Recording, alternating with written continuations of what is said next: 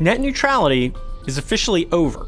The latest FCC order took effect on June 11th, clearing the way for carriers to throttle, prioritize, and generally mess with your data. So what's the internet going to look like now?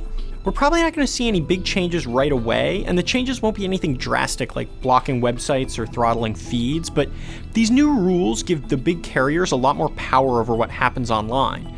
And they're already using that power to make the internet look a lot more like cable TV.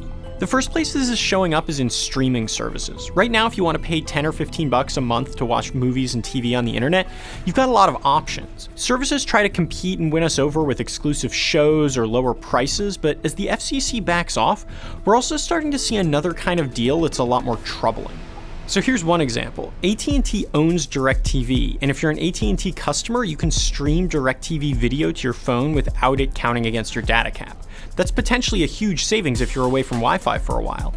And there's a similar deal with HBO Go and also between T-Mobile and Netflix. Verizon has an entire service called Go90 just designed for this.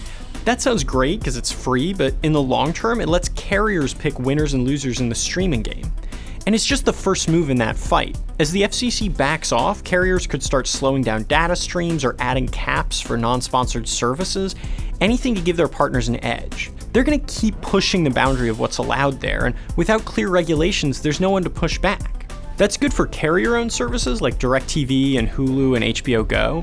Big tech companies like YouTube and Amazon are probably powerful enough that they'll come out okay, but if they get in a fight with Verizon, they could easily see service slow down. And if you're an independent service, it's going to get harder and harder to compete with the big players. We're going to see similar fights in streaming music and other big markets until most of the internet is controlled by a handful of carriers. There's also going to be a lot more ad tracking. Back in 2016, Congress repealed carriers' data privacy rules, so the same companies have free rein to track where you go on the internet and use that information to serve you targeted ads. It's creepy enough when Facebook and Google do this stuff, but because carriers control your internet connection, their tracking is going to be even harder to avoid. And those same companies are already buying up online media outlets and ad tech firms to power the network. AT&T has come right out and said it wants its ad business to be every bit as big as Facebook and Google.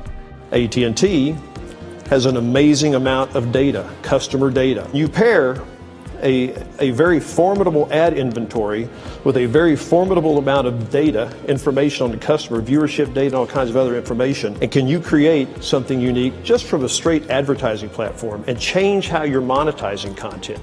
We actually believe there's a strong opportunity to do this. And Verizon has the same plans as AT&T. There's still something we can do about this, and it starts with voting. Right now there's a motion in Congress that would stop the new FCC order in its tracks.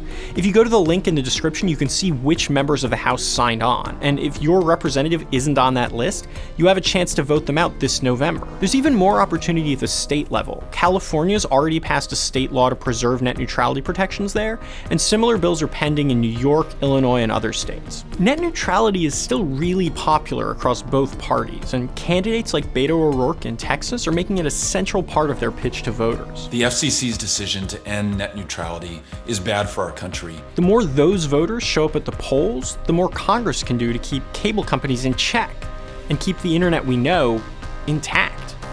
Sorry, I've got... So that's good for carrier-owned companies like blah, blah, blah. It's ad business to be as big as Facebook and Google. And Verizon has similar plans. Has the same plans as AT&T. Anyway. Oh.